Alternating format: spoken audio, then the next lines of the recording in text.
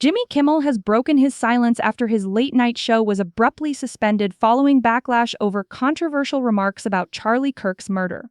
On September 15th, during a fiery monologue, Kimmel's words sparked outrage, leading ABC and parent company Disney to pull Jimmy Kimmel Live off the air. Now, less than a week later, Kimmel returned, admitting he strongly disagreed with the suspension but talked it through with executives. He thanked Disney for allowing him back and, surprisingly, praised even those who oppose his views but defend his right to speak. ABC explained the pause was to prevent further inflaming a tense situation, calling his comments ill-timed and insensitive. The backlash also ignited a wave of support. Over 300 Hollywood stars, including Jennifer Aniston, Jason Bateman, and Selena Gomez, signed a petition defending his freedom of expression. Still, controversy remains. Sinclair Broadcast Group, which owns the largest number of ABC affiliates, announced it will not air his show for now. Kimmel may be back, but the fight over free speech, corporate power, and media pressure is far from over. His return has only deepened the question, who really controls the microphone in America? The controversy surrounding Jimmy Kimmel has quickly become one of the most shocking television sagas of the year,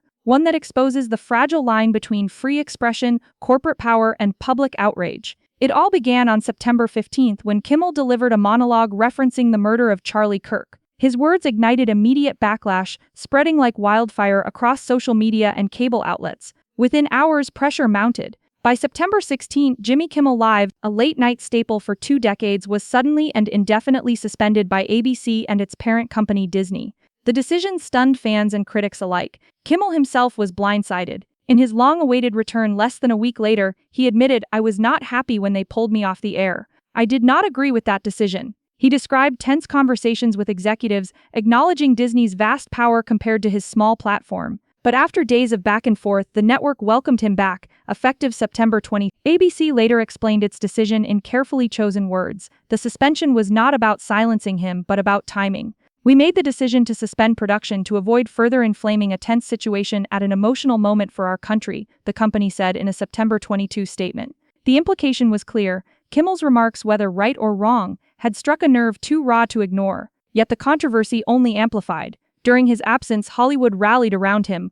Over 300 prominent figures, including Jennifer Aniston, Jason Bateman, and Selena Gomez, signed a letter condemning what they called efforts by leaders to pressure artists, journalists, and companies with retaliation. The petition, reported by The Hollywood Reporter, framed the issue as bigger than Kimmel. It was about free speech itself. But just as his supporters celebrated his reinstatement, another obstacle emerged. Sinclair Broadcast Group, which controls the largest number of ABC affiliates in the U.S., announced it would not air Jimmy Kimmel Live, despite Disney's decision. In a blunt statement posted on X, Sinclair said discussions with ABC were ongoing and the show would be preempted until further notice. For Kimmel, it was a mixed victory, welcomed back on one stage, blocked from another. The saga reflects the precarious world late-night hosts now navigate. Once seen as cultural jesters with license to push boundaries, they now walk on a tightrope where every word is scrutinized. Kimmel's suspension highlights how networks balance free expression against corporate image and national mood. For critics, Disney caved to political and public pressure. For others, the pause was a responsible move to cool tensions in an already divided nation.